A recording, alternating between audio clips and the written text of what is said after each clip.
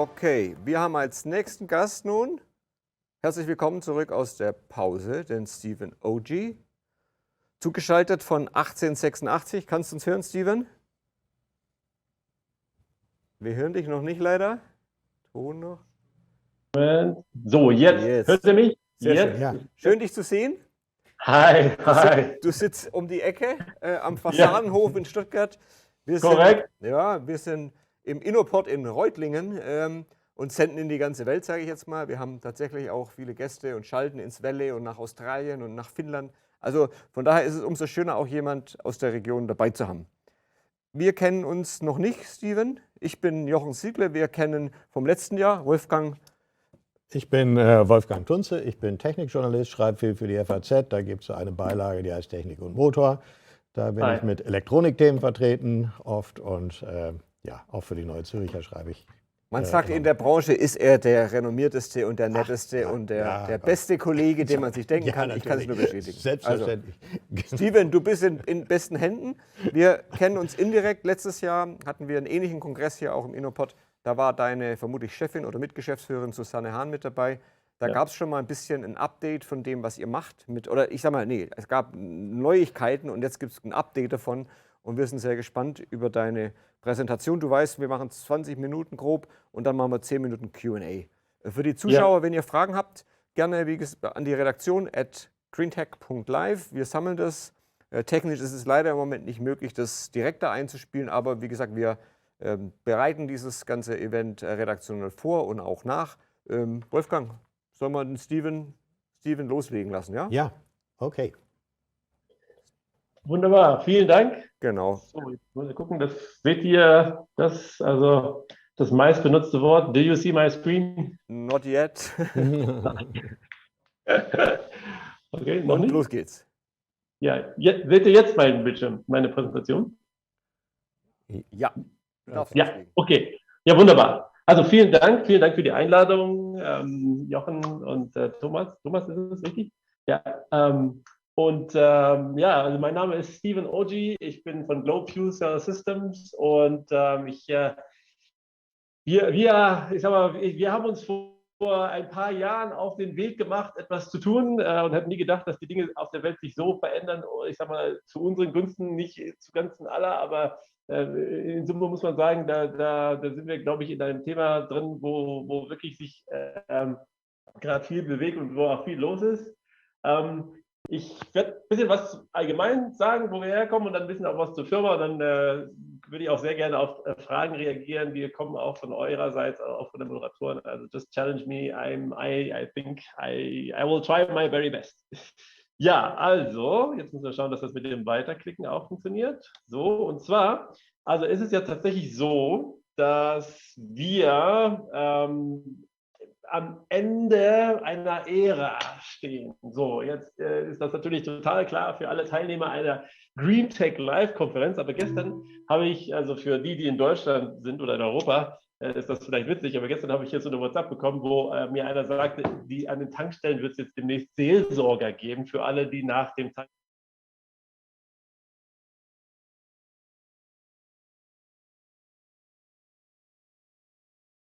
Das wird sich nur noch verstärken und tatsächlich ist es eine gute Nachricht, weil so wie die Dampflok irgendwann ging, so kommt jetzt etwas Neues.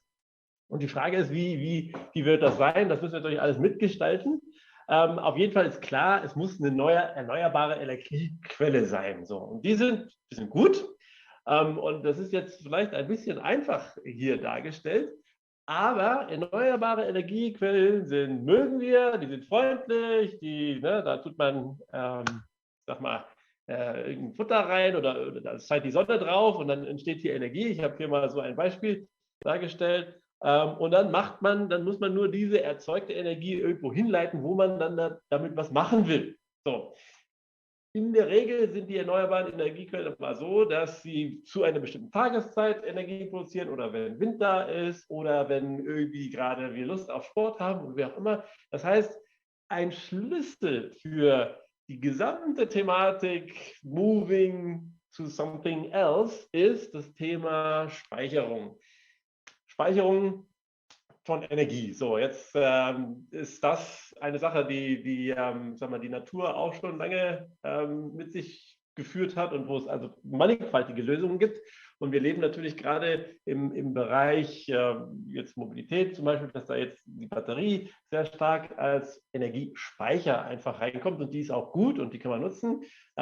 Es bieten sich aber viele andere Arten der Speicherung auch an. Und ein Thema, was eigentlich schon sehr lange präsent ist, was aber noch ein bisschen untergenutzt ist, wenn man den Wasserstoff als Speicher für Energie verwendet. Wasserstoff ist deshalb besonders gut, weil man kann den einfach erzeugen. Also wir könnten jetzt hier, wenn wir jetzt alle im Raum wären, dann hätten wir wahrscheinlich ein Besprechungswasser und dann hätten wir ein Bläschen da, könnten wir durch Eintauchen von 2 Elektroden in unser Trinkwasser dort direkt das Eintauchen mit einer kleinen 1,5 Volt Batterie. Wenn man da Strom reinleitet, dann fängt es an beiden Drähten an zu blubbern. Die eine ist dann die Kathode und die andere ist die Anode. Auf der einen Seite entsteht Sauerstoff. Sauerstoff brauchen wir ja zum Leben, kennen wir ja. Und auf der anderen Seite entsteht Wasserstoff. Und dieser Wasserstoff, wenn man den einfängt, das ist im Prinzip gespeicherte Energie aus dieser Batterie oder aus der Stromquelle, wo auch immer sie herkommt.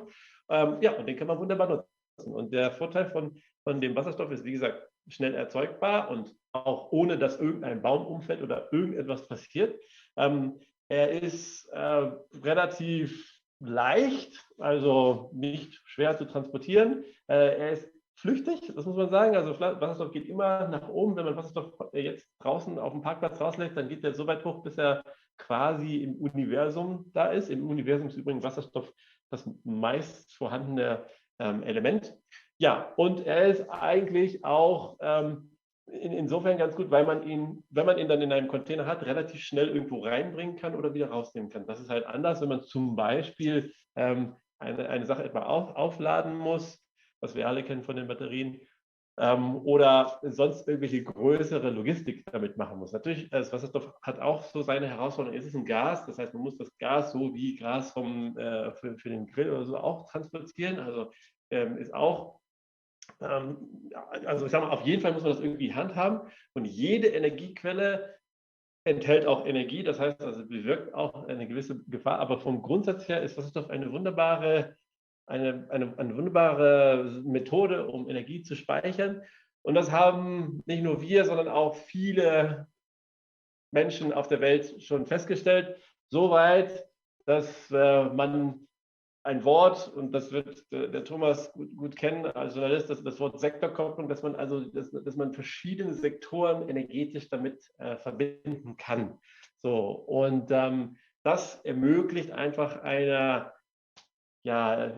Gesellschaft, einer Ökonomie grüner zu sein. Und das sehen wir auch ganz klar, dass die Bundesregierung und verschiedene andere Regierungen auf der Welt Strategien haben zwischenzeitlich, um mehr Wasserstoff in ihrer Wirtschaft zu nutzen, um einfach Technologien zu fördern, die das nutzen, weil das einfach der Weg ist. Wenn wir nochmal von vorne starten würden, würden wir wahrscheinlich nicht diesen Weg der fossilen Brennstoffe gehen. Das sieht man ja auch, wenn wir eine Raumstation bauen, dann stellen wir auch keinen Dieselgenerator hin, sondern wir nutzen irgendwelche, also unter anderem auch Wasserstoff, um Energie zu speichern. Und was wir sehen in den letzten Jahren, ist, dass dieser Wasserstoff immer günstiger wird und also gerade der grün ist. Also grüner Wasserstoff heißt, dass dieser erzeugt wurde aus erneuerbaren Energiequellen. Das heißt, man hat nicht irgendwelche Umweltschäden sozusagen. Man kann es von Wind oder von Wasser oder auch von anderen, einfach grün wegen Solar, Strom erzeugen und damit dann Wasserstoff erzeugen. Und dieser Preis von dem Wasserstoff, der geht sukzessive runter. Also, gleichzeitig gehen die Projektionen für den Bedarf von diesem Wasserstoff immer weiter hoch. Das heißt, so wie wir uns vor 20 Jahren nicht vorstellen konnten, in einen Konferenzraum reinzugehen und zu meinen, dass jeder irgendwie da Internet hat. Also jetzt ist es ja so, man geht rein und weiß, okay, jeder hat ein Handy, jeder kann jederzeit irgendwas googeln. So sehen wir eine Welt in einigen Jahren, also 10, 20 Jahren, dass also der Wasserstoff günstig ist und überall vorhanden und auch viel Technologie da ist, um den problemlos zu nutzen. Und genau dort ist, wo Globe, das ist die Firma, für die ich arbeite, die ich mitgegründet habe, einsteht. Globe ist eine Firma, die smart and fully connected modulare Brennstoffzellensysteme baut. Also wir bauen im Prinzip Maschinen, die aus Wasserstoff Strom machen, Stromgeneratoren. So, Strom ist das, was verwendet werden kann, um alles Mögliche zu machen heutzutage, sei es von dem Betrieb von irgendwelchen Computern oder Licht oder auch Mobilitätsanwendungen. Im Prinzip, wenn der Strom dann einmal da ist, dann kann man sehr viel damit machen. Und was wir machen, ist, wir bauen Produkte, die aus Wasserstoff Strom machen. Weil Wasserstoff, wie wir ja vorher gesehen haben, ist eine tolle Art, um Energie zu speichern. Und wir bauen halt Maschinen, um aus dem Wasserstoff wieder Strom zu machen. Das ist das eine. Also wir haben ein Produkt, das wir auch konkret herstellen, was ich euch jetzt also auch in Kürze zeigen möchte.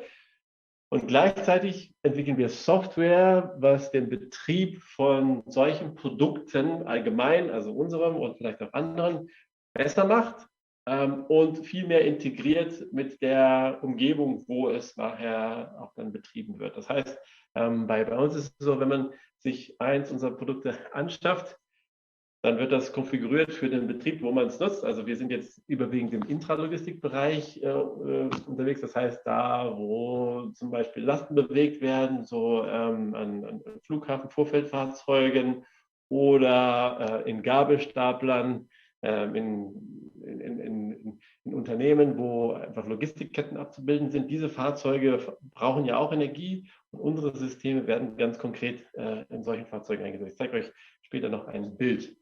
Also, wir entwickeln solche Systeme, wir bauen Software für solche Systeme und als drittes, was wir über die Zeit jetzt auch noch machen, ist, wir gehen Partnerschaften mit Unternehmen ein, die solche Systeme für sich selber entwickeln, weil wir einfach festgestellt haben, wir haben eine ganze Menge Know-how, was wir anbringen, wir entwickeln ein Produkt, eine Produktentwicklung dauert einfach ein bisschen, aber gleichzeitig brauchen andere oder können andere auch noch unser Know-how nutzen und deshalb haben wir so diese 3 Kernelemente als Firma, die wir voranbringen und für die wir wirklich Tag und Nacht brennen und wo es auch wirklich viel Spaß macht, das zu tun.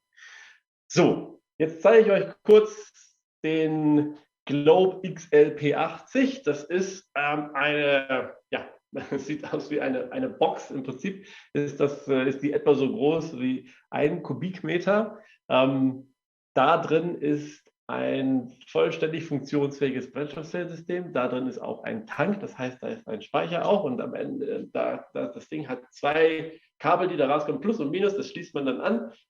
Dieses Modell hier schließt man an Gabelstapler oder einen Schlepper an und dann können die damit fahren. Das Fahrzeug selber weiß gar nicht von seinem Glück, dass es jetzt auf einmal mit Wasserstoff betrieben wird, weil das ist ein vollständig integriertes modulares System. Das heißt, da kann man einfach quasi eine existierende Energiequelle, die in der Regel eine Bleibatterie ist, rausnehmen und dann das reintun und dann funktioniert das wunderbar.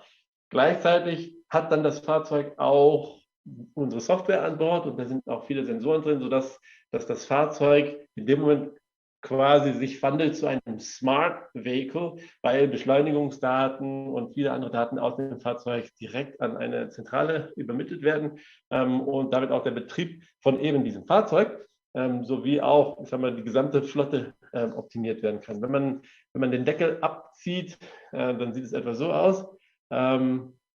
Und hier auf der nächsten Seite sieht man einen Prototypen. Hier, ich weiß nicht, ob man meine Maus sehen kann, aber das ist jetzt mal mit dem Deckel abgenommen. Einem unserer Prototypen haben wir mir dargestellt. Das kommt dann in das Fahrzeug hier so rein. Und dann fährt dieses Fahrzeug mit Wasserstoff. Es ist nach wie vor ein Elektrofahrzeug, aber die primäre Energiequelle ist in dem Moment Wasserstoff.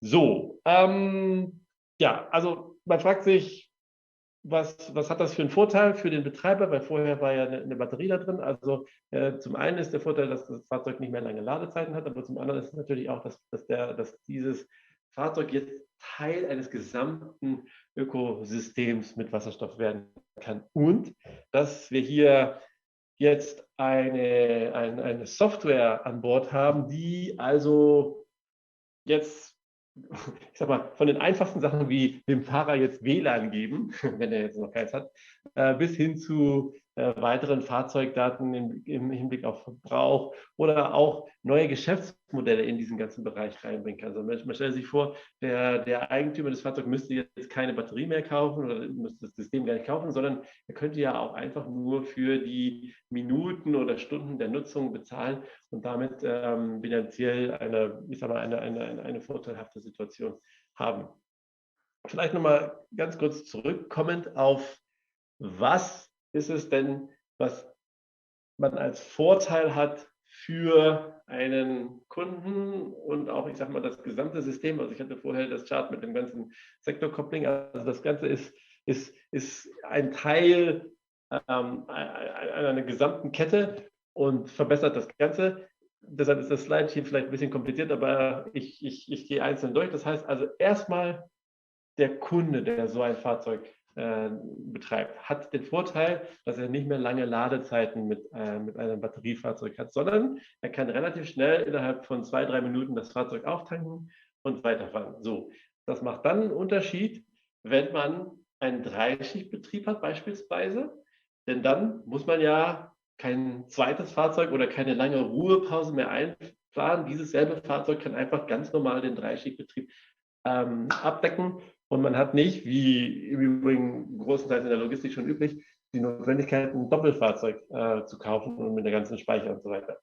Das Zweite ist, der ganze Betankungsvorgang also der ganze Betankungsvorgang dauert ja nur 2-3 Minuten. Das heißt, man muss noch nicht mal die Last ablegen, also hier diese Betankung durchzuführen. Ich sehe hier einen Timer, der hier läuft. Und ist das für mich gemeint? Also ich bin nach meiner Zeit etwa so bei 15 Minuten, also wir rechnen noch mit 2-3 Minuten. Aber gut, es ist auch nicht mehr so viel. Letztlich gibt es das Thema Last muss nicht abgelegt werden und die Gesamtkosten des Systems können auch günstiger sein. Das hängt natürlich immer von dem genauen Setup ab, aber Batterien brauchen in der Regel Ersatz, der gespeichert werden muss irgendwo. Das braucht man in dem Fall nicht. Man hat nur ein Fahrzeug und eine Einheit, die dann bleibt. Am Ende kann man hieraus auch höhere Zuverlässigkeiten ableiten und natürlich in Summe eine Effizienz. Sowie man kann das Fahrzeug in einen gesamten Kreislauf mit einbringen. Man kann zum Beispiel Wasserstoff durch Photovoltaik generieren und dann den in die Fahrzeuge reintun. Und andere Dinge tun, um, ich sag mal, seine Produktion oder Logistik oder was immer man betreibt, hin zu einer grünen Lösung zu bringen. Diejenigen, die hier mit in der Kette involviert sind, das sind zum Beispiel die Serviceleute oder die Flottenleiter und so weiter, die haben auch Vorteile, weil wir ja durch diese Software eine verbesserte Flottensteuerung haben. Wir können die Zustände des Systems senden und wir können auch operativ den Betrieb der Systeme Jahr um Jahr verbessern, weil wir intelligente, lernende Systeme an Bord haben, die einfach, ich sag mal, die ganze Steuerung des Systems auf den bestimmten Betrieb optimieren. In Summe ist das ein wirklich wachsender Markt. Der Intralogistik oder der Logistikmarkt wächst, weil, wie wir ja vielleicht alle selber sehen, jeder bestellt irgendetwas und das muss ja irgendwie herkommen. Deshalb gibt es, wenn man aus den Städten rausfährt, immer weitere so Logistikzentren und Lager. Und das bedeutet natürlich auch ein entsprechendes Wachstum für die Intralogistikbranche. Deshalb sehen wir da große Chancen und es gibt einen starken Push, das Ganze grün zu machen. Es gibt viele Flotten, die gerade umgestellt werden und wir sind der Meinung, dass wir hier wirklich, also eigentlich sind wir da guter Dinge, dass wir einen guten Teil abgreifen können und hin zu Wasserstofflösungen führen können, denn es gibt viele sehr gute, motivierte Unternehmen, die das machen wollen. Und da lade ich jetzt auch wirklich die Teilnehmer herzlich ein, das auch selbst auszuprobieren, sich das anzuschauen, zu überlegen, ist das eine gute Lösung? Ist jetzt noch nicht ganz so bekannt wie so die herkömmlichen, aber auf jeden Fall eine sehr gute Sache, die auch sehr spannendes Thema. Ja, ganz herzlichen Dank, lieber Steven. Okay. Fast eine Punktlandung. Ja. Ganz herzlichen Dank. Wie gesagt, spannend. Wir haben letztes Jahr schon ein bisschen gehört. Jetzt gab es auch mal, ein vernünftiges Foto. Letztes Jahr kann ich mich nicht mehr ganz genau so dran erinnern. Und du sagtest vor allem, so ein Case ist bei euch Gabelstapler und Trecker. Wie groß ist dieses? Zeig mal. Also ich sag mal, wir haben jetzt so ein Rendering. Ich kann mir nicht vorstellen, ist das so groß wie eine Autobatterie oder so wie 10 Autobatterien? Seht ihr noch das Slide? Da stehen wir gerade neben so einem. Es ist etwas kleiner als ein Kubikmeter. Seht ihr das Slide noch? Ja. Nee, haben wir nicht mehr. Siehst du hier? Doch, du siehst es hier. Ich kann Okay. sehen, ja. Genau, also das ist ein Foto und da stehen meine Wenigkeit und noch meine anderen 2 Mitgründer. Wir haben also das Unternehmen vorletztes Jahr gegründet und wachsen seitdem wirklich heftig. Und da sieht man etwa so die Größe von so einem Teil. Also bis zum Gürtel kann das eigentlich. Sehr schön. Was hat sich für euch, ich sag mal, im letzten Jahr getan? Wir haben aktuell natürlich, haben wir vorher schon gesagt, geopolitisch angespannte Lage, Energie ist ein wertvolles Gut und auch ein Gut, das im Moment Blut kostet, sage ich mal. Was hat sich bei euch bewegt wegen mir? Ich will nicht wissen, was die letzten paar Wochen los war, aber ich sag mal, grundsätzlich vor einem Jahr haben wir uns schon mal getroffen. Das würde mich interessieren. Auch, ich sage mal, das Thema Wasserstoff an sich ist ja auch ein Thema, das eigentlich so ein bisschen stiefmütterlich wahrscheinlich behandelt wurde. Ihr seid ja im Inkubator von einem Automobilkonzern, der auch mit Wasserstoff experimentiert hat etc. Von daher ist jetzt die Zeit so ein bisschen gekommen mit einer Lösung wie für euch und vor allen Dingen, du hast ja Intralogistik als Hauptschwerpunkt skizziert. Gibt es da vielleicht auch mal irgendwie nochmal was im privaten Markt, wo sich das lohnen könnte für den Rasenmäher oder fällt dir was anderes ein? Na, das Auto würde mir zum Beispiel einfallen. Steven. Also ich sag mal, die Autothematik, also wir sind im Non-Automotive-Feld. Wir lassen mal die Autowelt sich sortieren. Ich glaube, es gibt im Schwerlastverkehr da absolut einen Case dafür und da werden wir auch Fahrzeuge sehen und alle, die neben so einem Fuel-Cell-LKW dann im Stau stehen, werden sagen, warum können nicht alle so sein? Weil das Ding ist leise, da kommt nur Wasserdampf raus. Super Sache. Ja? Also man muss es erstmal erleben. Aber um auf deine Frage zurückzukommen, was hat sich bei uns getan? Nun gut, also wir sind, wie du richtig sagst, in einer Inkubation in einem Konzern gewesen, wo wir, ich sag mal, das Konzept entwickelt haben, auch so die ersten Dinge dann schon mal eingerichtet haben. Am Ende entwickeln wir hier ein technisches Produkt und das braucht schon seine Zeit. Das heißt, das haben wir das letzte Jahr im Schwerpunkt gemacht. Wir sind jetzt an dem Punkt, wo wir eine nächste Generation von dem System zusammenbauen und testen. Wir haben viele neue, super gute, sehr engagierte Mitarbeiter gefunden. Also das heißt, da ist gerade, ich sage mal, in der jungen Ingenieursgeneration ein absoluter Push. Die wollen da rein, das finden die toll. Also das hat sich ganz konkret getan. Und natürlich, einfach auch, ich sage mal, ein Schwenk der Regierung oder der Politik, also einen Fokus hier reinzubringen, grünen Wasserstoff verfügbar zu machen. Und das macht natürlich das Feld umso besser, um diese Applikation dann auch reinzubringen. Und zuletzt, wir haben noch einige Privatunternehmen, also kleine Firmen auch hier in der Nähe, die einfach sagen, hey, ich muss meine Flotte umstellen und ich weiß nicht so recht, sag mal, können wir nicht auch mal probieren, das mit Wasserstoff zu machen? Also da bin ich selber konkret auch dabei, beim kleinen Unternehmen hier zu schauen, wie wir das bei dem einbringen können. Und ich habe noch eine vielleicht letzte Frage, die sich ein bisschen auf die Zukunft richtet.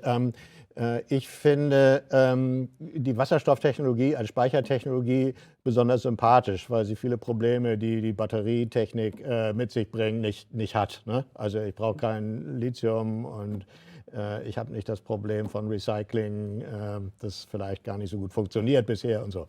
Kann man eigentlich Wasserstoff und Batterietechnologie als konkurrierend betrachten und was wird sich wann wie durchsetzen? Ist es vielleicht sogar so, dass man sagen könnte, alles, was jetzt mit den Autos und den Batterien gemacht wird, mit den Elektroautos und den Batterien gemacht wird, ist das vielleicht nur eine Übergangstechnologie hin zu einer späteren Wasserstofftechnologie? Was ist deine Meinung? Also meine persönliche Meinung ist, dass die beiden Technologien komplementär sind. Also so wie Männer und Frauen. Man braucht beide, damit das gut funktioniert. Also und zwar, Batterien haben einfach eine gewisse Stärke für eine bestimmte Zeit, eine gewisse Energiemenge zu speichern und können die auch schnell wieder hergeben. Aber am Ende braucht man ja, ist aber im Schnitt über längere Zeit Energie. Und Wasserstoff ist etwas, was das lösen kann. Und wie du ganz richtig sagst, einfach in sich auch gute Eigenschaften bringt für die Umwelt. Also wenn es einen Leck gibt von Wasserstoff, dann geht das alles nach oben. Also das ist leider auch so ein bisschen negativ behaftet, so aufgrund ein paar historischer Sachen. Aber Wasserstoff ist safe, ist genauso wie oder sogar besser wie Diesel oder Benzin, die anderen Kraftstoffe, die wir haben. Also insofern super Sache. Ich würde sie als komplementäre Technologien, die beiden sehen. Und wenn man Systeme baut, wo beides gut miteinander verheiratet, das sind die richtig, richtig gut funktionieren.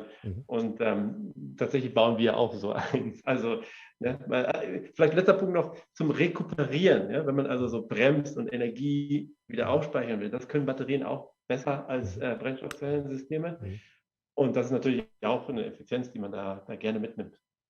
Sehr schön. Wir sind leider am Ende. Ich habe ganz zum Schluss noch, ganz kurz, Tankstellen-Seelsorger, sagtest du vorher. Habe ich es richtig verstanden? Tankstellen-Seelsorger, ja. Sag noch mal ganz kurz, also es ist ja wirklich ein fast dramatisches Erlebnis im Moment, wenn man den Wagen tankt. Siehst du tatsächlich, dass man irgendwann einen Tankstellen-Seelsorger braucht oder junge Unternehmen und Startups wie ihr, die entwickeln so weit in die Zukunft und haben so schlaue Ideen, dass man die nicht braucht?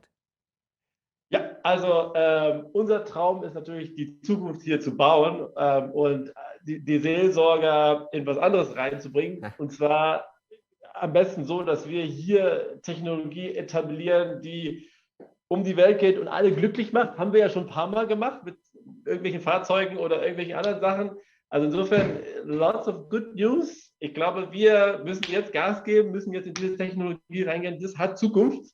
Natürlich werden wir jetzt noch diesen Monat vielleicht noch nicht den riesen Umsatz damit machen. Das braucht einfach Investitionen. Deshalb also auch der Aufruf. Also alle, die interessiert sind, kommt, redet mit uns. We're on the way.